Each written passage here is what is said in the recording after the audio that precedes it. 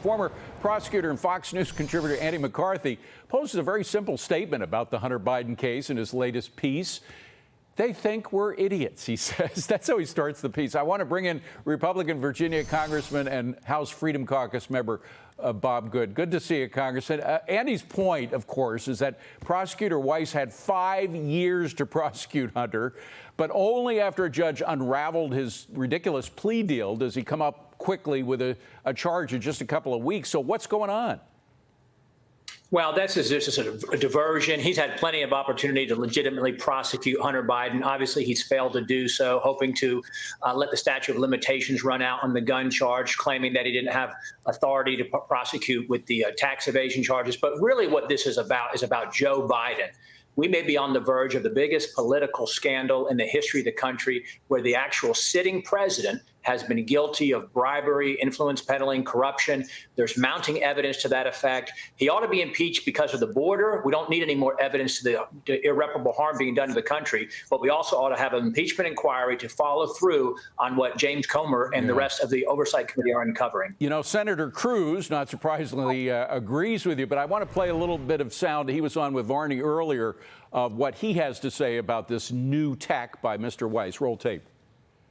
Always been about Joe Biden's corruption, about the multiple whistleblowers who have alleged obstruction of justice, who have alleged that Attorney General Merrick Garland lied under oath, and who have alleged that Joe Biden solicited and received millions of dollars of bribes from corrupt foreign oligarchs.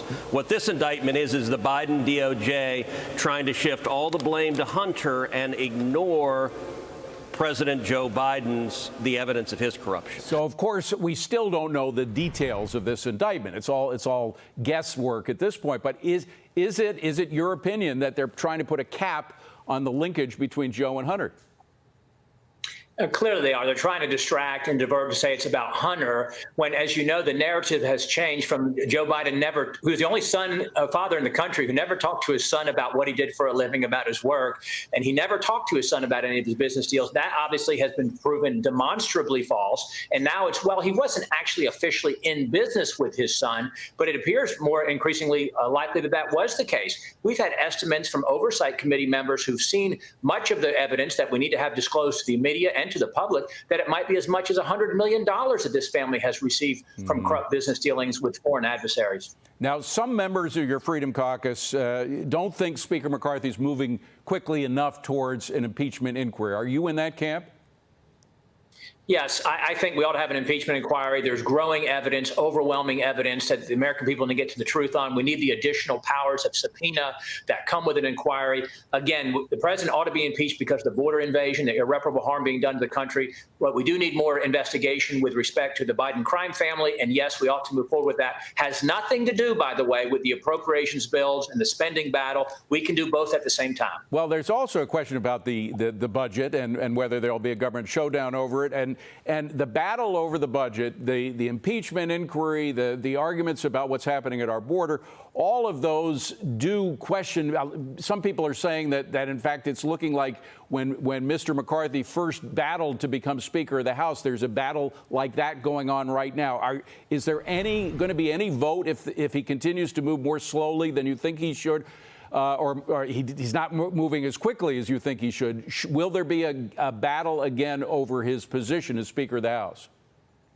Well, I would just say that January was about not doing what we've always done and failing the American people and betraying the trust when we have Republican majorities, and that we would not pass spending bills, major pieces of spending legislation, with a majority of Democrat votes in support. What we ought to do in the House is pass all 12, the remaining 11 of our spending bills, implementing conservative Republican priorities, cutting our spending as we promised the American people that we would do, and then it's up to the Senate to pass those bills to avoid a government shutdown. Forgive me for repeating, but are you going to challenge Mr. McCarthy's speakership?